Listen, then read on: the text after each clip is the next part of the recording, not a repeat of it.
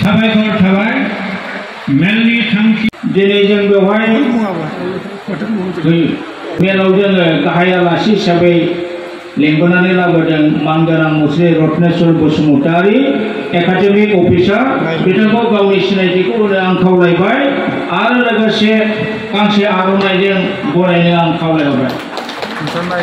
बिथाङानो Ratneswar Basumatary retired academic officer Assam state textbook production and publication corporation limited. बेनि उनाव appointed speaker थांखि जाखानाय बिबुंगिरि हिसाबै जोङो बरपेटा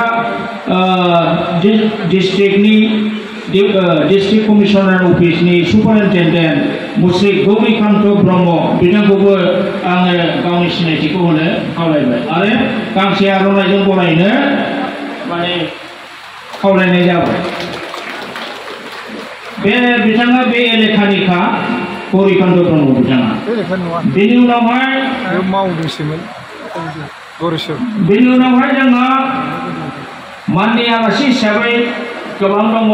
बेनि गेजेराव जोंहा सासे सफैनो हायाखिसै बे जाहैदों जगेश देउरि बिथाङा गवालपारानिमोन सफैयाखै।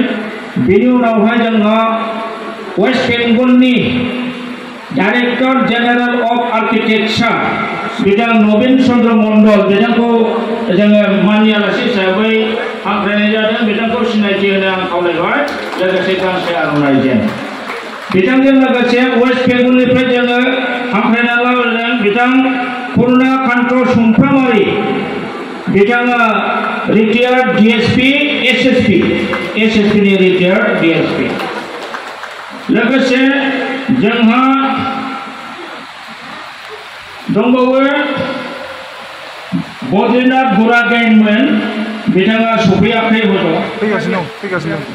फैगासिनो दं होननाय खोनादों। बेनि उनाव बर'नि गेजेराव सासे अस्टाद टाइटेल मोननाय जोंनि दतमानि रहेन्द्रनाथ ब्रह्म बिथांखौबो गावनि सिनायथिखौ आङो होनो खावलायनाय जाबाय। अस्टाद टाइटेल मोननाय एकदम बर'नि देंखोगिरि बिथाङाबो। बेनिफ्राय मुस्रि निर्मल बसुमतारी बिथाङा खन्थाइगिरि थुनफावथाइगिरि बिथांखौबो गावनि सिनायथिखौ होनो खावलायनाय जाबाय। खन्थाइ आवरायसोगारो बिथाङा। बेनि उनाव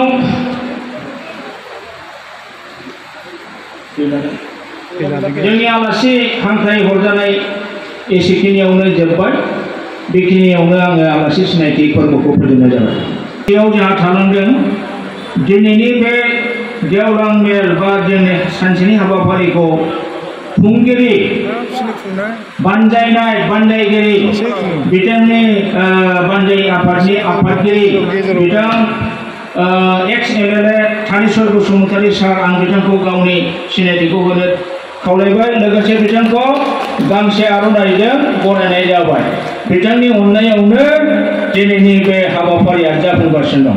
लोगोसे बानजाय आफादनि नेहाथारि बिथां उदां राजा औवारी बिथांखौबो गावनि सिनायथिखौ होनो खावलायनाय जाबाय।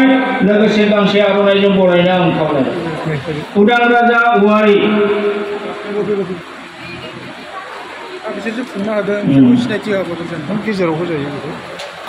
बिथाङानो उदां राजा औवारी बानजाय आफादनि गाहाय नेहाथारि। गोजोन्थों। साबायखर थाबाय।